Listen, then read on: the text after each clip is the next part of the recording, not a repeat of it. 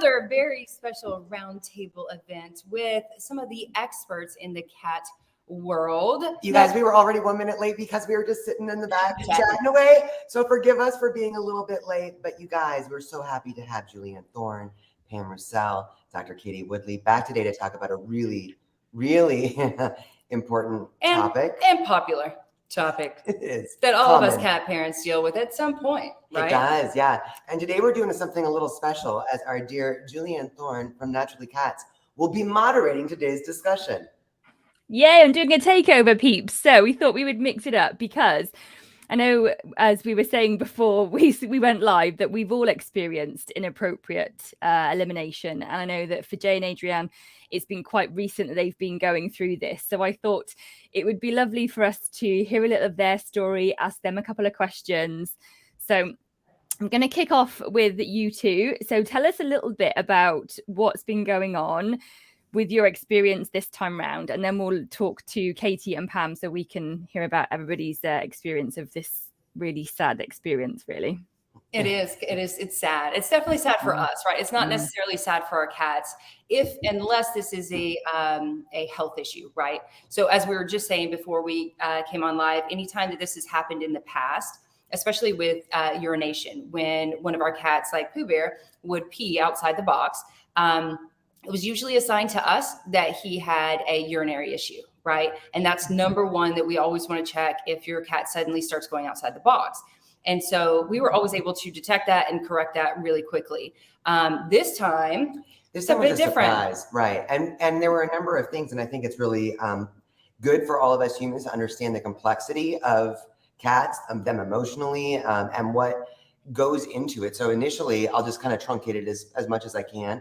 Initially, I think what we did was we missed a stray cat on the outside that was marking outside. I remember going back to Instagram stories and looking to see when we posted, we're like, what's this on our coffee mugs? It looks like cat pee. And sure enough, it was. There were no behavioral issues. There was nothing. And we posted it to stories like, this is weird. Wow. Like pee that ended on my... And then we had, shortly thereafter, a few days, then we had a redirected aggression situation that horrified all of us. We had to separate our cats, all of that. Then we had a situation where our energy was very heightened. We were dealing with something not to do with even the cat situation, but certainly dealing with an issue that was causing... personal problem. Right. A lot of stress. And so this marking thing really took off. So the weeing thing happened before, like, you had any of the signs of anything else. You had the weeing and then the behavior, the redirected aggression. Right. So this is what's really interesting is that in this case, there are multiple things that we can pull from as far as like what is causing suspect that has caused. And it's been a lot of changes. We went to CatCon. I went out of town to Florida. There's, we went through that emotional heightened event, stressful event. And then there was a cat spraying in the backyard. So it's like, a lot of times we think as cat parents that there's just going to be one thing, right? There's just one thing. And in the past, it's always been one thing for us. Why your cat's going outside the box? Maybe it's because, Pooh Bear used to poop in front of the front door every time we came home from a vacation, but it was like that's what he does. And he's just marking the territory. Don't go, don't leave again. This is my, and so there's always like a one thing in the past. And this has been a big learning experience for us because it's not just one thing. And I want to give a shout out to Pam Russell. Love you so much. Who's been a great resource for us as we've gone through this with some energy cleansing, things of that nature. Cat Behavior Alliance. You guys, we have so many beautiful resources. Feline behaviorists are so underutilized. What a great helped us. Karen Denby Smith, animal communication. I mean, it was amazing to go through something that we've really not experienced before, which is really frustrating because not only do we recognize the cats are doing this because their scent brings them comfort, so something is bothering them, right? Their health, they were healthy. Yes, you want to make sure that they're healthy. Everyone's healthy, but this is happening. So we have really this pool of these tools in our toolbox now: communicators, behaviorists, energy cleansers, kinesiology. I mean, so many things that have really kind of helped us hone in on solutions. And it is a journey. It's not like, oh, we fixed this, or we sprayed that, or we No, we go like 3 days and we're like, we have been 3 days. I'm good. And then something happens and we can't necessarily detect it every time. This last time, it was very interesting that Adrian detected it because of a statue, a cat statue, or I don't know if you call it a statue. It's a little silhouette, like a little, it's like a little stick figure you put in your figure, you put in your garden of a little black cat that if you look outside, it looks just like Friday sitting out there. Yeah. Now, compound that with the fact that we've seen a black cat around our backyard. We found spray spots that when we hosed them down and did the whole enzymatic cleaner down there, it smelled so strong. So our babies were smelling that. And not even thinking about it, there's this black cat that's been in the garden for months, but they smell something and now they're extra vigilant and they're sitting there looking at this cat. And we never even thought about it. No. But we've removed it, and now we're what? Maybe 10 days. Actually, it was. Well, you came home from Florida, and they peed in my suitcase, and it was Monday. It was Halloween. So since Halloween, but it's Friday. Yeah. So you've had nearly just over about a week, but like you said, you are still hyper vigilant, working and keeping an eye on everyone, because I mean we've all got multi-cat homes. We don't have as many as you guys do, but when you've got one who is sharing their emotions, sharing their current state, it's going to impact the others, right? And not just the cats, but the humans and things in the home as well. So thank you for sharing with us, Dr. Katie. I'm just going to pass it over to you a little. We were talking about sharing stories before we started, and just when Jay mentioned that she had a bit of an accident from one of the cats in her suitcase when she came home. What have you experienced with inappropriate elimination, or should I say you and your husband? Yes. So currently with our 3 black cats, we have not had this issue, knock on wood. Previously with our other 2 cats, when we lived in New Zealand, my husband would go back and forth on deployments quite a bit. And one of our male cats was very, he would poop in his shoes or like his suitcase in the closet if we left it open when he would come home.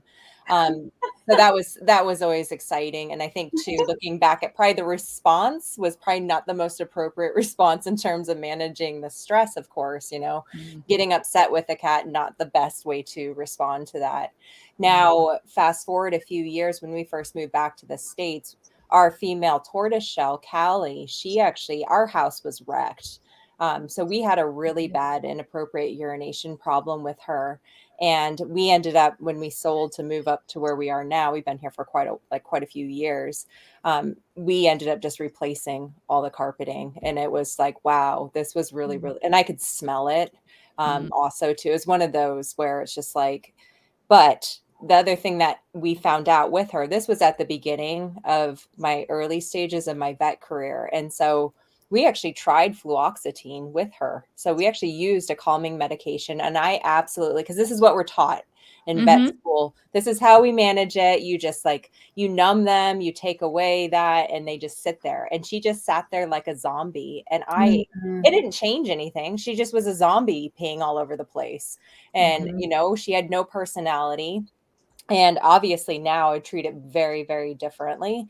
But we also had the problem where I came home one day from work and there was a cat staring at her in one of our basement windows.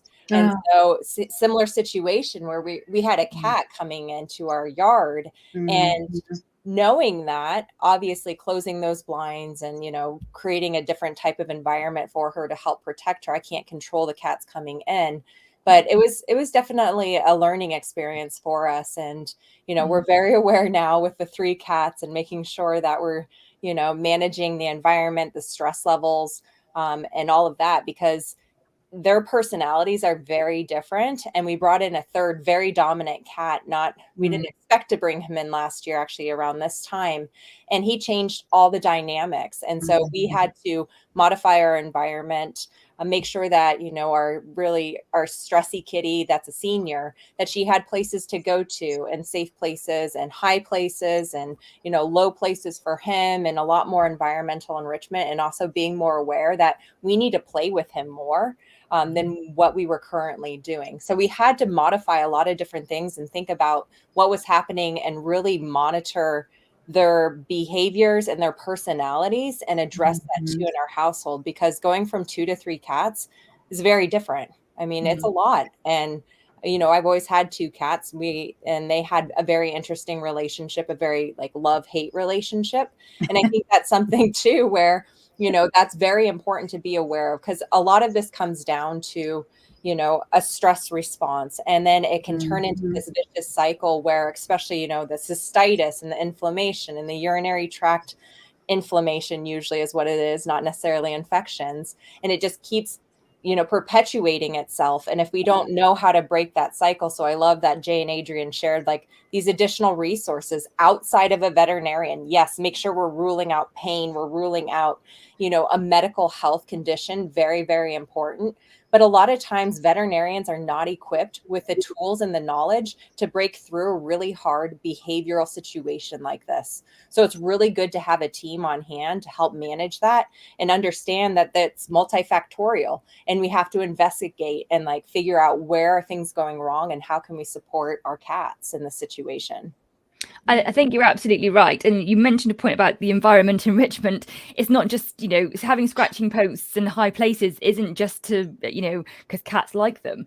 We've got to be aware of their environment, because their environment supports their stress levels, as do ours. You know, if we're in a messy house, you know, you get stressed in your head, don't you? Your emotions are affected. And it's just to say, what did I say that's funny then? Continue smiling.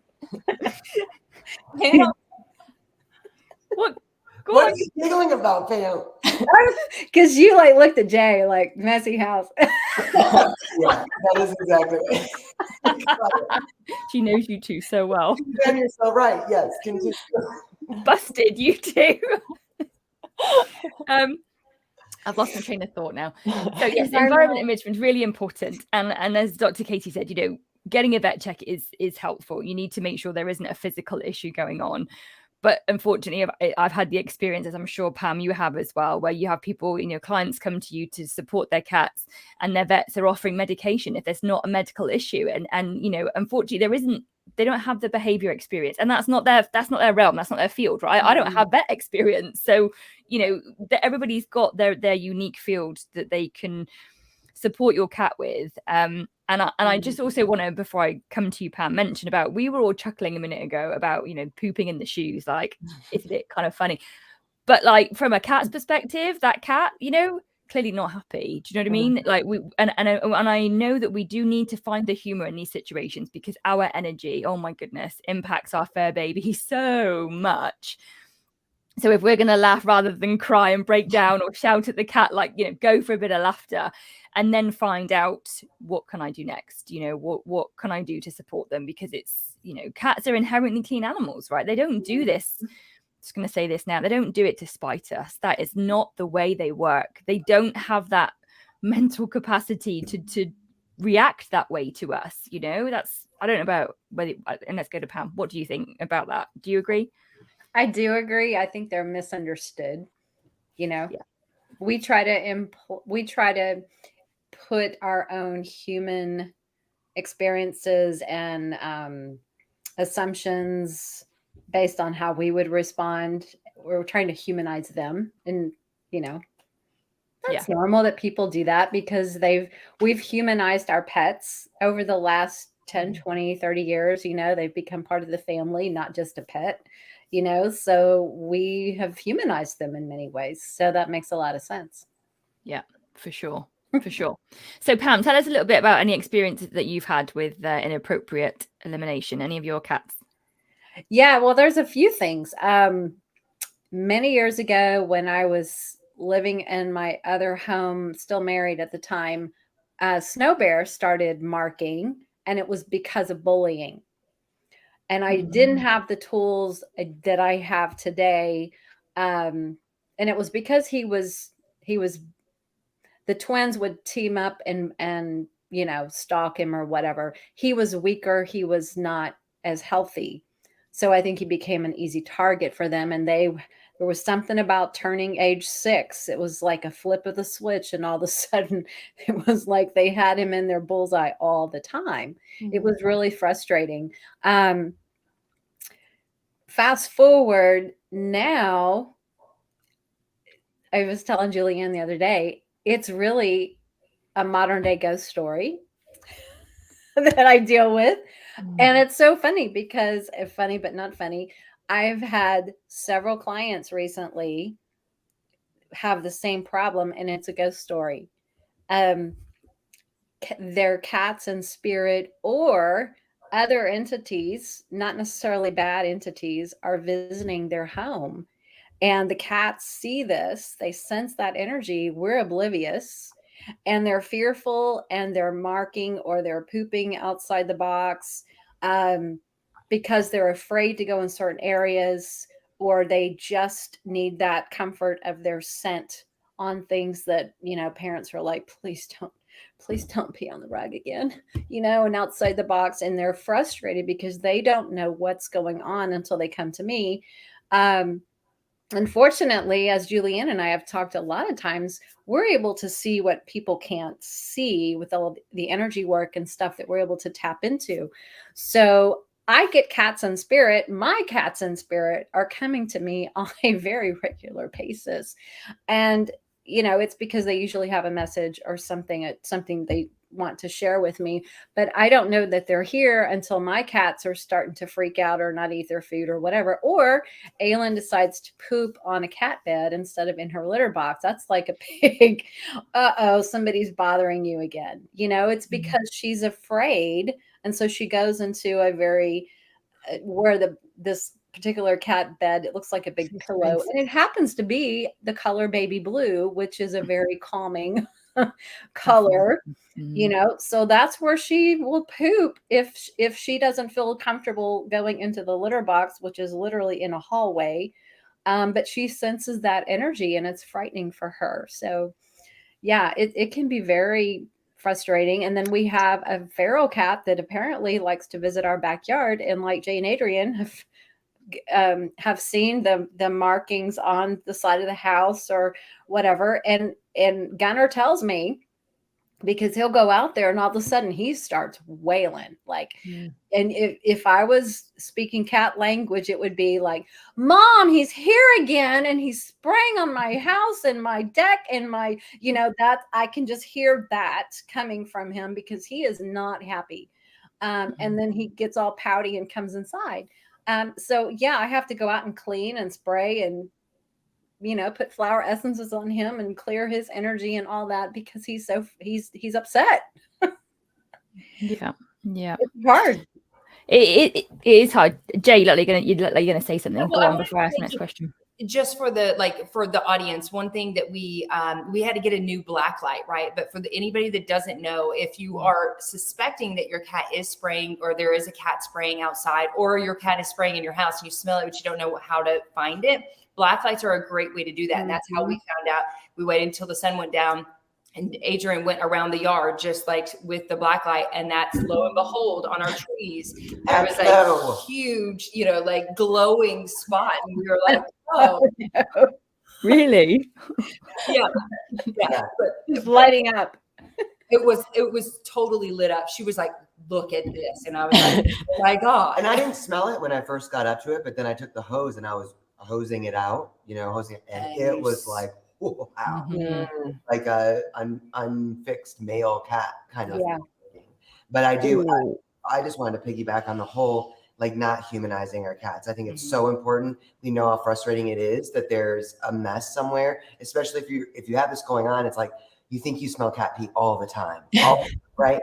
And you're extra on edge with your cats, which does not help their stress because they are trying to comfort themselves in some way by doing this. And while I do understand that if Jay pooped in my shoes, that's an asshole thing to do, I can't respond to our cats that way, right? It's just not, it's right, that's straight. Humans are far less pure than our cats' ability. They do everything out of instinct and everything out of a sense of security. So it's really important to understand that when you're dealing with this and you've eliminated health issues. Yeah. And it's also, it's the number one reason these type of behavioral issues going outside the box is the number one reason why cats are brought back to the shelters, and thus the number one reason why they're euthanized. So it's really important that we understand it from their perspective, and what they're not trying to do something out of spite, that they're not trying to do something to to make us upset or like a FU type of situation. They are, they're doing it to bring themselves comfort because of a stressful situation of whatever that is. Rita and Linda from Cat Behavior Alliance told us a story about a cat that a client that they had, where every time he went out of town, the cat would poop on his pillow in his bed. Mm-hmm. And they were, the owners were like, we're going to have to surrender. I'm like, I can't, I can't continue to clean up poop from my pillow on my bed. And she explained how it's because the cat loves you so much. Like, it is not because they're doing this out of spite. They literally love you so much that they want to mesh their smells with you, which is going to be strongest on your pillow where you sleep at night, right? They want to mesh their smells to make them feel more comforted while you're away. And of course, that changes the whole perspective, right? For us as cat parents who do love our cats, regardless of the crazy things that they shit on. Absolutely. I think that's a great point. We need to be aware that they are doing this because they're trying to find comfort. It is an emotional reaction. Most of the time it's stress, but in whatever form that stress takes, stress is such a broad umbrella. It could be abandonment, it could be loneliness, it could be fear.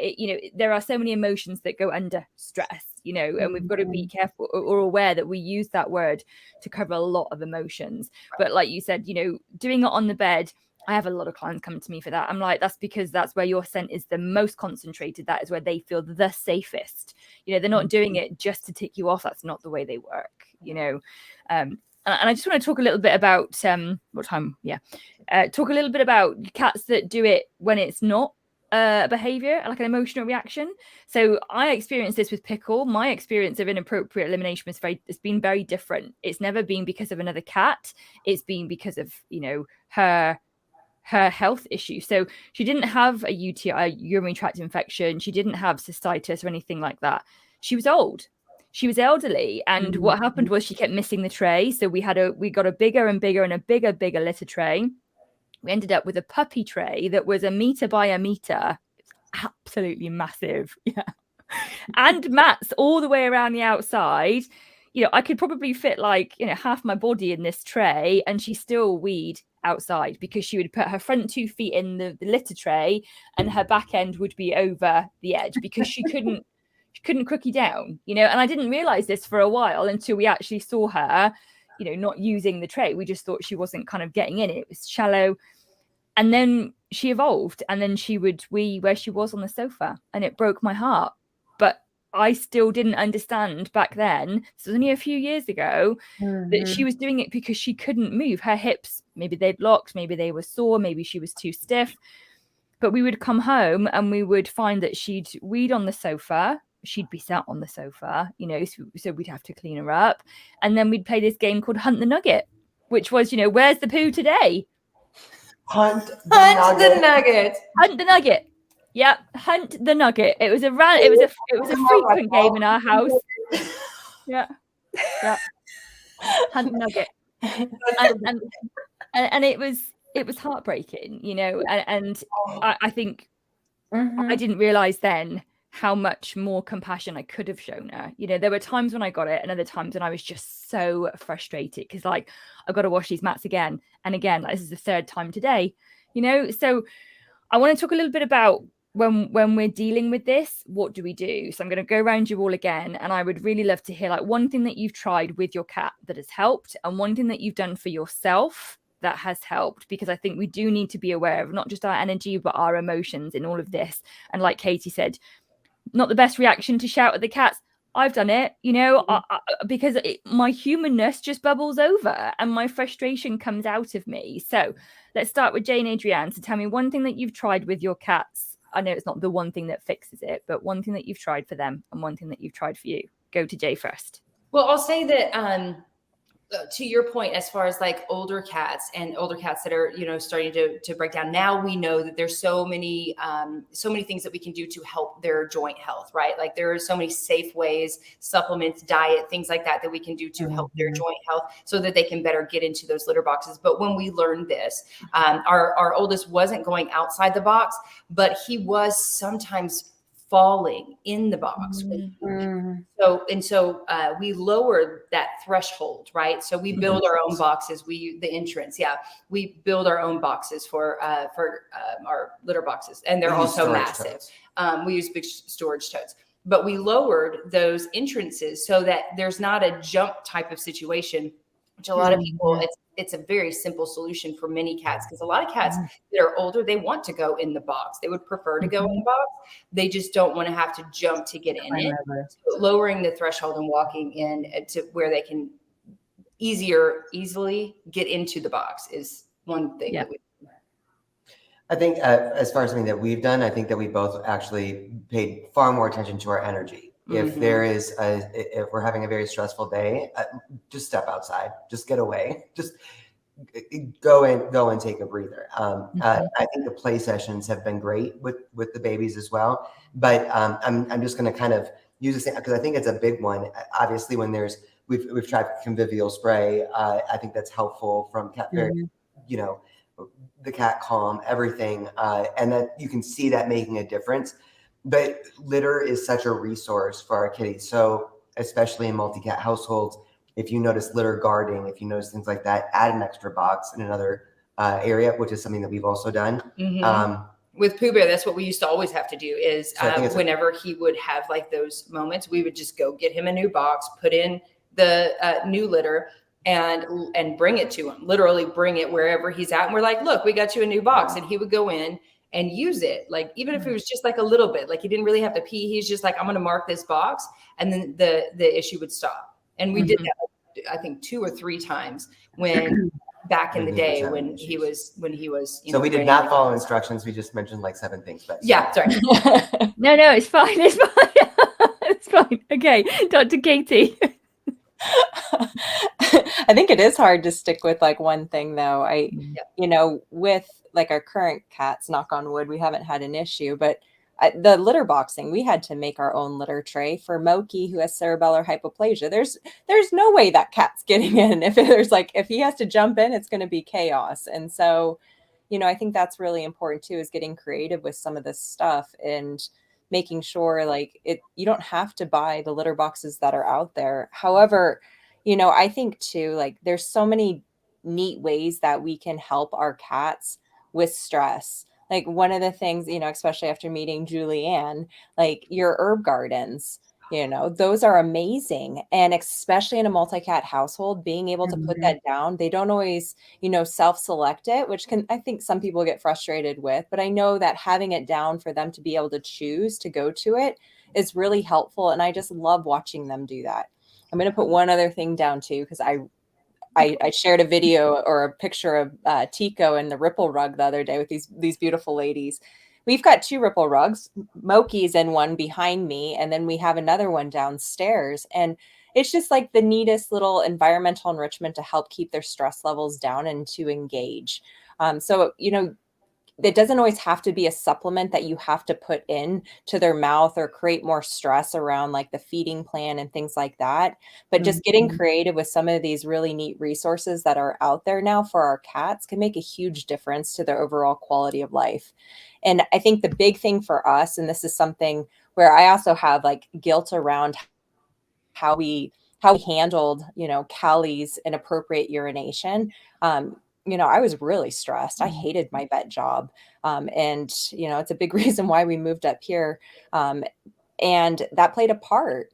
And I think the biggest, easiest thing, I love how Adrienne, you said, you just go outside, but taking a deep breath, deep breathing and grounding yourself is so important, because knowing that he's sitting there watching me. And if I'm getting upset working, I have a bed on my desk that you can't even see that Kiwi sits in. And if I'm not managing my stress, my energy appropriately, then they're going to be absorbing it also. And that's typically when I see more of redirected aggression, especially with Tico and Kiwi.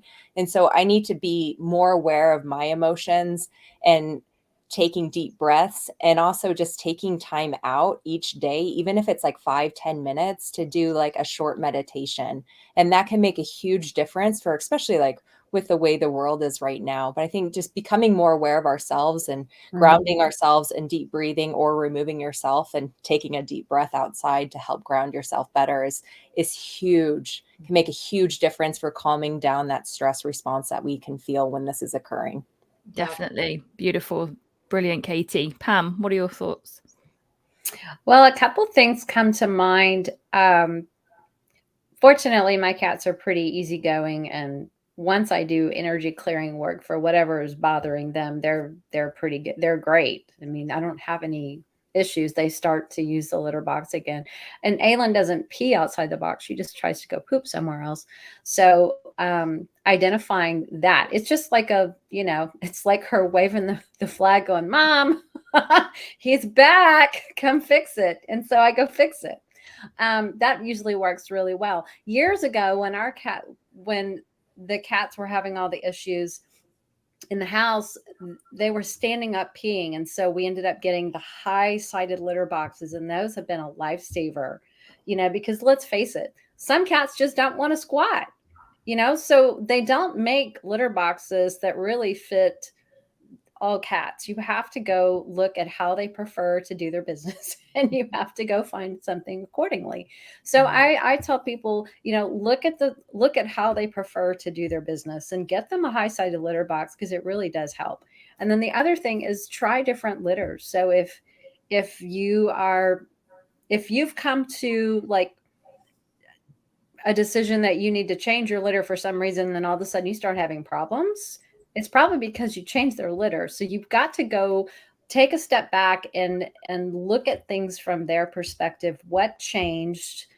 Is there, like you said, the energetics of the home can change, life changes can happen, and then all of a sudden their behavior starts changing. So you have to step back and just kind of put on your Sherlock Holmes hat and just be a detective and look at the progression of things, when it started, how long it's been going on, and were there triggers, were there signs that maybe you missed?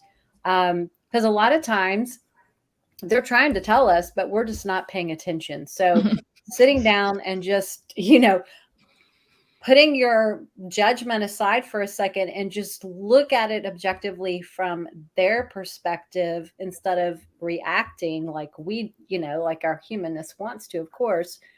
You just have to look at it from their perspective and think like a cat.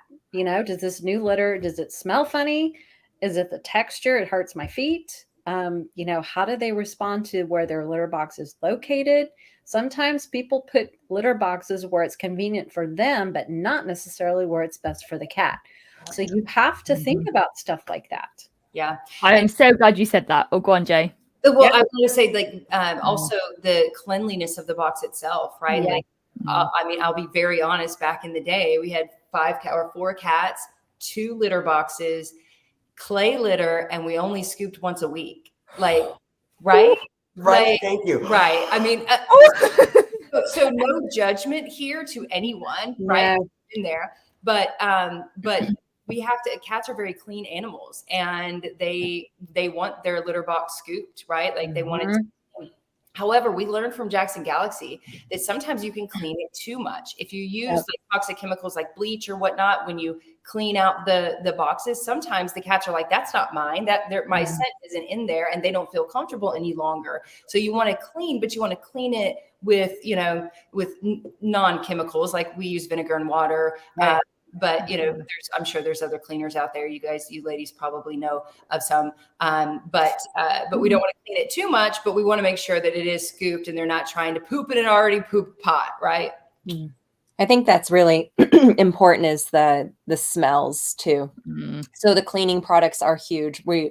This is a huge issue with so many clients. To see it every single day, where we're just sterilizing the home and we're using really strong chemicals, and our pets have a really strong sense of smell. And so if you're using exactly like we're wiping away their scent, but also too, we're making this box, like this enclosed box, smell really strong, of course they're not going to want to go back in it. So I think being aware of, the scented litter, I think someone posted, and of course, like those are not my go-tos. They are not good for them health-wise. They're bad for us. They're also going to make it more likely that something like this will happen at some point in the future. So this is a great place to be able to assess, like, what are the cleaning products I'm using in my home and why, and how can we get more natural in terms of reducing the amount of chemicals, because the chemicals are creating a lot of health issues that I am seeing, that we're all seeing with like cats and dogs every single day, and it's not helping us either. So I think this is a great reminder to just like assess the situation, and as you are using a cleaner, turn it around and read the label, because it can impact a lot of different areas of health for our cats. Absolutely. And at the end of the day, if you've got a stinky litter box, you need to look at nutrition, because what's crappy that goes in, crappy comes out, so like it is looking at what the nutrition and the diet is, and obviously there is the hygienic side of it as well, and like you said, to keep it clean but not too clean. Go on. I like that. Next time I do this, you're totally doing that. We all went around the horn and shared 1 to 17 things that we've tried for ourselves. But I'm curious what your experience as well, something that you've tried and something for your cats and for yourself too. So the other day, before a big change in our home, the night before, Leo weed on a mat, and I touch would have never experienced that from him. So my first go-to for both of us was, we need to have a sit down. Sounds really dramatic, but I was like, buddy, like, what's going on? And I didn't, I'll be honest, I didn't use my kind of woo-woo skills. I just sat with him as a cat mum, and I talked to him, and I put my hand on him. And as I was talking, I was feeling his heart rate, read his body language, which everybody can do. Everybody can do that. And I was just like, but I know there's big changes. I know that the house feels different. It'll be better in 24 hours. I'm not angry with you. And I talked to him. For me, it is simple, like Katie with the breath, it is that simple, just talking and saying like, bud, I hear you. I know you're stressed. Thank you for telling me that. I see you, and I'm going to do my best to support you through this. We've got your litter trays if you need them. We've got one covered and one uncovered, because Max likes to go in a covered and Leo usually prefers an uncovered. We don't have a third one. We've only got 2. They go out a lot of the time anyway. So we've got the 2 in the house. And for me, it was really learning, because I was just like Katie. I carry still to this day guilt about Pickle, about one day when I shouted at her for weeing, and I've got to do a lot of self-forgiveness work on it, because it was, it wasn't my finest moment, but in that moment, that's where I went to. So with Leo, I was like, right, going to approach this differently, people, and I was like, bud, I can wash it, I can wipe it, I can clean it up. It's, in my world, it's not a big deal, but for you, it obviously is. What can I do for you? How can I be there for you? Because I think it's really easy to get stuck in how I think I want things to be. Like Pam mentioned, where people have the litter trays, some people have them where it's convenient for them, and that's not always the best place for it to be. I don't want one in my hallway. We've got one right as you come in the front door on the left-hand side where all the shoe rack is.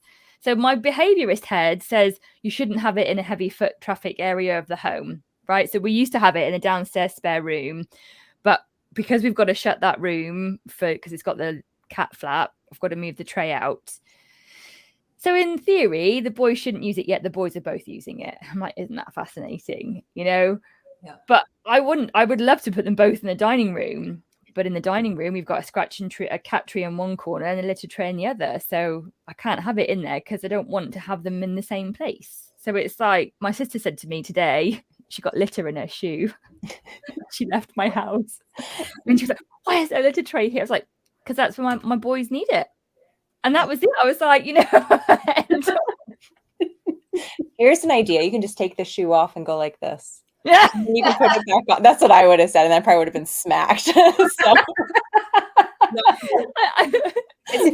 difficult, but it is actually, I mean, for some of us, like me personally, it took a big swallowing of like ego to allow us to preferences. to allow us to have a big litter box where, we, entertain guests, and it's right there, in the middle of the living room. And it's like, I don't really like that. That's not something that I want. But, another reason that we have, when you have an older cat, they might not be able to make it all the way up the stairs or all the way down the stairs. And we need to be able to, or a stressed out cat, right? We need to have the litter boxes, their resource, in places where they can easily use it to help prevent, inappropriate elimination. Yeah, absolutely. And at least it's not a human toilet in the middle of the front room, right? But if you go to someone's house and there's an old person and they've got like a commode there, like, as long as you don't watch them on there, you don't comment. It's just like, they're old. That's what they need. We accept it for humans. So why not for animals? Why not for animals? Like, we're trying to support animals as best we can. What's wrong with that? Yep. Yep.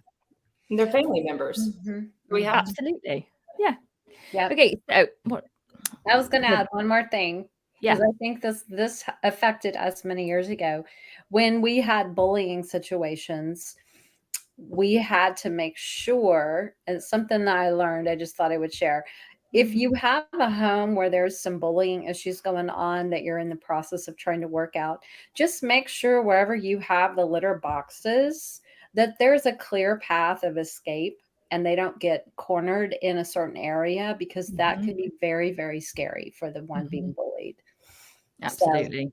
So, I know you've got one more question, but I was going to say, when you said put on your Sherlock Holmes hat, I just want to say again, I think it's easy for us to be like, oh, what's going on? I can't figure it out. But they are our family members. We have 6 individuals in our home that are going through different things.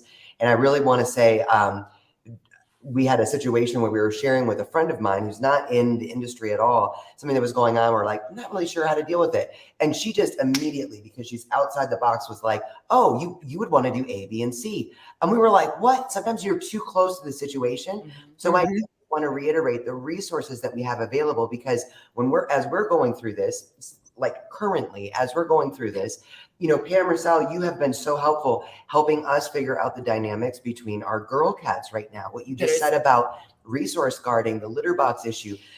I've added a litter box outside of that path because I've seen them sit on the chair and wait for one to finish. It's like, no, we need to fix that. You're helping us through that bullying thing. Cat Behavior Alliance was amazing when we got back from CatCon, we noticed that there were, not only did they help us with the outdoor cat, identifying it, finding the spray, but we noticed that there were spots around the house that had been marked that had not been cleaned since we were gone. And we were like, oh, and they said, and then we were noticing Twist is peeing places now, and Friday is definitely going everywhere. And we don't know who else is doing this. And they said, well, sometimes when that scent is allowed to stay, when we don't catch it, then it will have that kind of domino effect of, well, I'm going to need to mark my territory too. I'm going to need to cure. So being able to find those things, get a black light, people. If you notice something, fix it. Just put your Sherlock Holmes on as soon as possible. And then with Karen Dundee Smith, animal communicator, helping us really address our energy in this. So I think it is so multifaceted that when we put on the Sherlock Holmes and are really trying to look at things from our cat's perspective, sometimes if we can't really identify it initially, let's utilize our resources out there, because they are able to see from outside the box better in a way what's going on sometimes. I think one of the things too with the black light, because that's how I knew my house was like destroyed years ago. And I was like, this is great.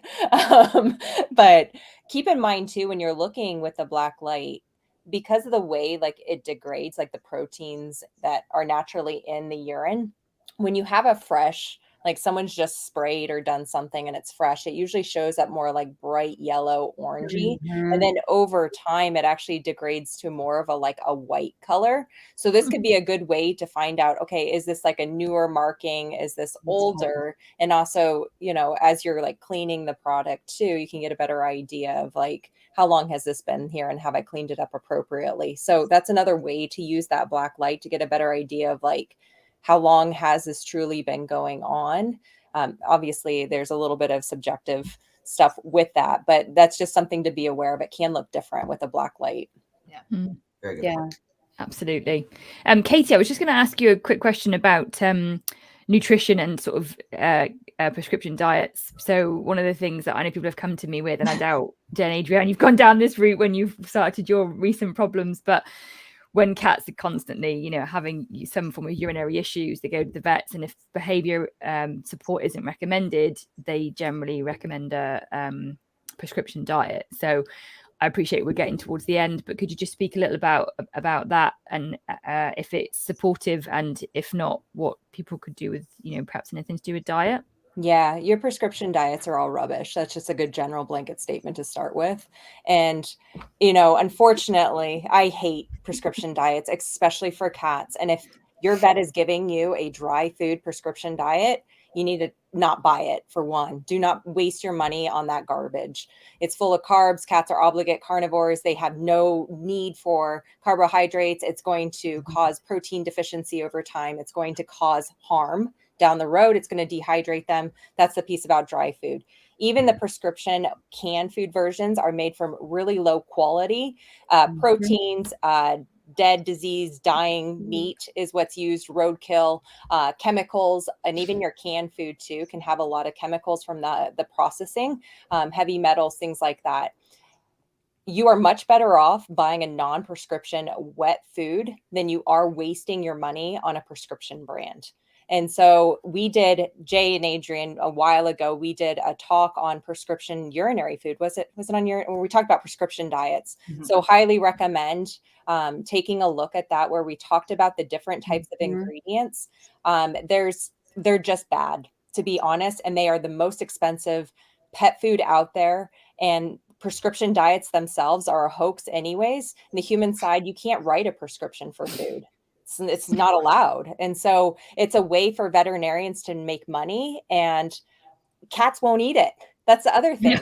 Like that, especially like kidney diets. I mean, it tastes like cardboard. I mean, I don't even want to try it because the stuff that's in it is really toxic. However, cats don't eat it. It's like the number one thing that it's just, there's much better ways to approach diet. We need a wet food diet, whether that's a canned food. Ideally, a raw food diet is the most species appropriate diet for our cats. They need protein. They need like 80 to 90% protein. That's their physiology. And so there's a huge thing. I'll probably get a lot of slack for saying that and being so against prescription diets. But there's a lot of studies out there now that show these do not help our cats. We support you, Katie. Yeah. I mean, I know you all agree. And there's so many other veterinarians that are speaking out against these types of diets. And all you have to do is take a look at the ingredient list and tell me if you would eat it yourself. Yeah. That's all can you read the ingredient list? And the reason why there has to be so many synthetic vitamins and minerals is because of the poor quality meat, and they don't use organ meat. Yeah. That's just a fact. And so if you have a cat that you're trying to transition their diet, yes, it can be hard. I know everyone here has resources for transitioning. We did our last roundtable discussion on transitioning your cats to a better, more species appropriate diet. That's number one. Food is foundation. It will support the gut microbiome. That will also help with the stress levels, because there is a correlation when the gut health is off that directly impacts the brain. Food is number one, and it's not always the easiest to change with our cats, but that would 100% be a focus, getting the moisture into our cats' diets. And I would not waste a single cent on a prescription diet. Mic drop. Thank you, Dr. Katie. Exactly what I wanted to hear. Brilliant. Thank you very much. And when Dr. Katie goes missing later on. Don't say that. Don't manifest that. We'll be like, Mars must have bought her. Yeah, exactly, right? Where is Lady Katie? I have a question for you guys. I know a lot of people use the enzyme cleaners. Do you guys have a favorite type of enzyme cleaner? And a lot of people have said, oh, I've tried it, they don't work. I think there's a specific way to use them. People probably don't leave them on too long, on long enough, or what are your thoughts on that? Jane, Adrienne, go to you. Yeah, so we recently learned of one that we haven't tried yet by Dr. Jean Hovey. She has one that she loves, and of course we want to go as natural as possible with these enzymatic cleaners. We use anti-icky poo. which is recommended by a few different behaviorists that we've worked with. But what's interesting is the Nature's Miracle. I'm not trying to shout anything out, but Nature's Miracle, we used to have it. I don't know if we ever used it. We probably did at some point. But we never read the ingredients in it. And the ladies from Cat Behavior Alliance were telling us about reading the ingredients. They were like, it is so toxic. Like, you don't, like, never use that. And I was like, they're not even in nutrition and like health, right? They're just in behavior. And I was like, wow, that's very interesting. So reading the ingredients and knowing what's in the enzymatic cleaner that you use is important. I mean, and to Pam's point, there are instructions. I think, we think, oh, it's a cleaner, so we just spray it on and whatever. But there are different surfaces have different ways that you clean them. So really important just to read the directions and yes, read the ingredients. We still haven't read Nature's Miracles ingredients, but very excited to look into Dr. Jean Hovey's. I mean, really a big fan of hers, and I feel like that's exciting that there are cat specific enzymatic cleaners out there. Yeah, brilliant. Pam, do you have one? I think the one I have is some sort of an oxy something. I can't remember the name of it, but it seems it just, fortunately for me, I just have to use it on poop marks and vomit. And that's it. Yeah. So, but it works. It seems to work. And I did spray it outside on the little feral cat marking on my house. I thought you were going to say the feral cat. Then I was about to say, Pam, wrong kind of show. Wrong kind of show. Right? No, how not to deal with stray cats. Okay.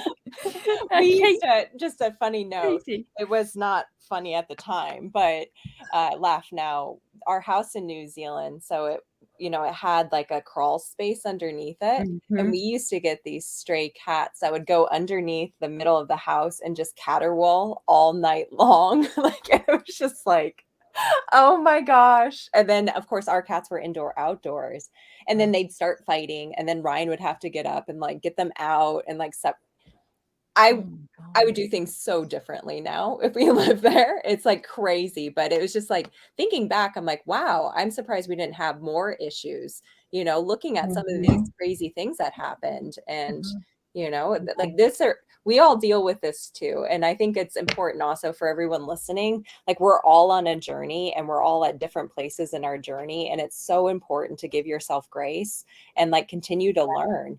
And, 10 years from now, I'll look back at this day and go, wow, I wish I'd known all this, I would have done things so differently.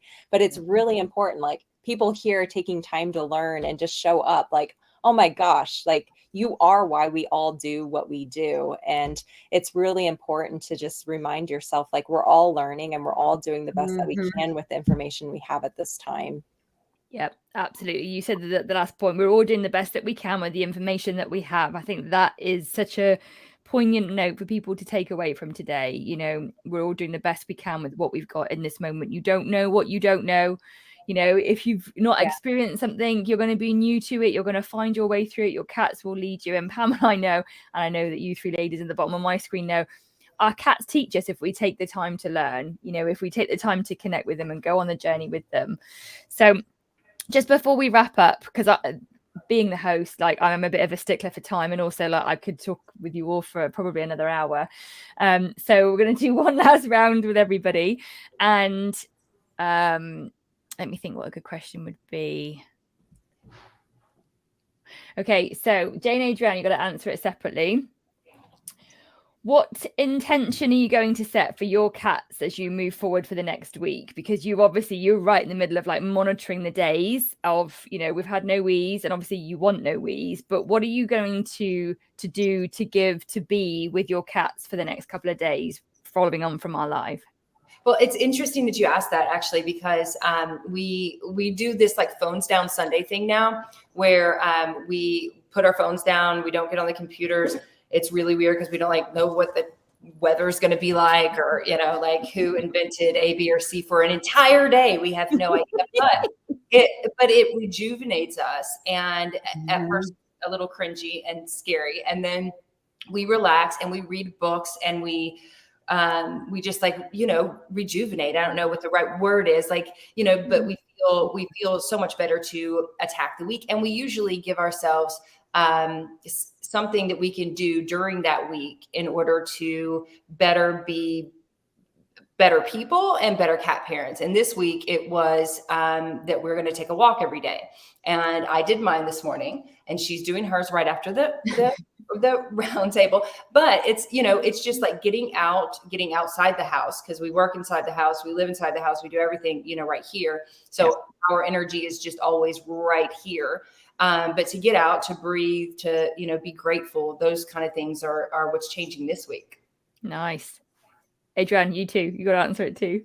I was going to say, yeah, I think the intention that I want to set for all of our beautiful babies is peace. I mean, and joy. Like, I want to be able to give, we can't give what we don't have. And I think that, what Jay is saying, prioritizing, taking time to clear my head, like Dr. Katie was saying, let's meditate for 5 minutes or do whatever it is that's going to help us center up so that we actually have something. So I want to give our babies more joy, more peace, and pay attention to when they want attention. I think that they all, they all come to you at some point, and they want some sort of engagement. And I think just being more attentive and being able to have some joy and peace to give them.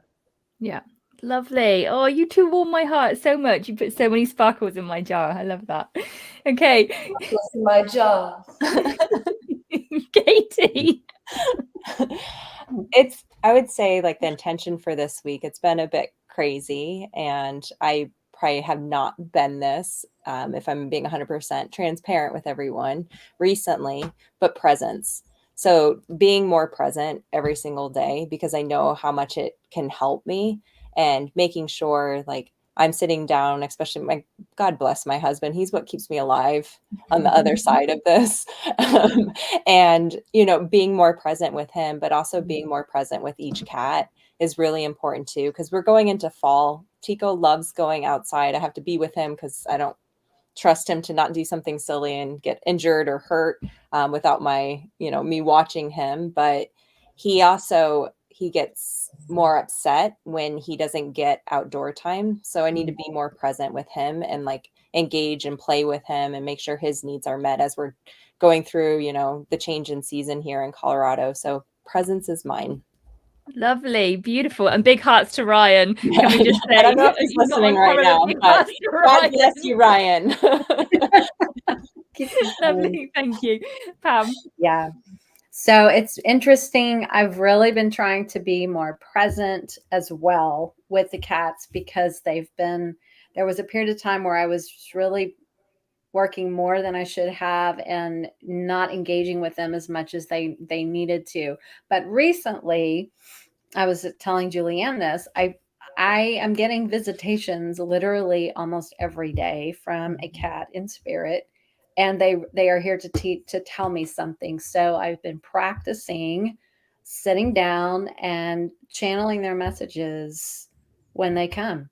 So if that's I just did one this afternoon before I hopped on, because it was important to Snow Bear that I paid attention and got whatever it is he wanted to share with me. So they're trying to help me grow spiritually. And so they will not leave until I sit down and listen to them. Mm-hmm. It's fascinating. Mm-hmm. Beautiful. Lovely. Mm-hmm. And what about you, Julianne? I think I want to bring a sense of safety and peace to my boys. So we've had a bit of a change of home circumstance, and I know that they're both unsettled. Pam and I were talking at the weekend, and as much as in themselves, their behavior has changed from my perspective for the positive. So Max isn't clawing at the carpet. Leo's not being more aggressive than I've ever seen him be. They have changed, but I can tell that there is a sense of unease between the three of us. So I want to find my routine, help to reground them, and to help them to feel safe, so that they know that despite what changes have happened here, I'm not going anywhere, and they've got a safe, secure home, and they can find a bit of peace with where we are. So I'm going to bring safety and peace to my boys this week. That's my plan. Fantastic. Yeah. Oh, look at that. And we started at 1 minute past as well. So bang on time. Absolutely perfect. Okay. So let's just do a very quick round robin to see where people can find everybody. So obviously you're on Jay and Adrianne's page, so you know how to find the awesome Two Crazy Cat Ladies. Pam, do you want to quickly tell everybody where they can find you? Yes, I'm at perfectlyholistic.com. That's PURRR, perfectlyholistic.com. And then we have a shop.perfectlyholistic.com. We're on Facebook, Instagram, YouTube channels. So reach out, email, go through the websites or whatever. Happy to help if I can. Beautiful. Thank you, Dr. Katie. Yeah, you can all find me at thenaturalpetdoctor.com. We also have a YouTube, Facebook, and Instagram channel. And we also do group programs that have some integrated care and personalized testing. So we'll be starting our November round for our Better Gut Health program. So if you have kitties that are having some troubles with gut health issues, definitely reach out and see if this might be a fit for what you're looking for. Beautiful. And I love the fact that just as you finished, there was a gorgeous Halloween cat face back. Yeah, there's two down there. They're blending in. I love that. It's the way you stretch in the shape like, of a Halloween cat. Like, I agree. Beautiful. And if anybody's interested, my name is Julianne Thorne and I am Naturally Cat. So you can find me on Facebook, Instagram, and YouTube. And the website is www.naturallycats.co.uk. I offer cat chakra cleanses, cat communication, and herbal help sessions. So if you need any help with your cats energetically or emotionally, let me know. And I will hand back to the Two Crazy Cat Ladies. Someone's just rang my doorbell. So I heard that. Did you? Who's here that late? I think everybody's link to their websites are in the description here, so you guys can easily click in and get to that. And thank you, Bob, for sharing Julianne's link as well earlier in the comments. We will be live this evening for a Q&A Monday on TikTok at 5:30 p.m. Pacific time and Instagram at 6 p.m. Pacific time. So if you guys have any questions, you can always join us there. And we love you ladies so much, so much. I just have to say, because I have all the butterflies and fairies all over you guys, I'm so grateful for each one of, I don't know, like happy things. I'm so grateful for each one of you beautiful women, for the passion that you're sharing with all of us, for everything, and for every single person that's joined us here today. I really feel like there's such power in learning and growing together, and it's changing cats' lives. And I think it's oh my God, I'm just grateful for it. So thank you guys all. So thank you guys, and we will see you. Thank you, everyone. We love you guys. Love you. Bye, Hang y'all. on, I've got to go.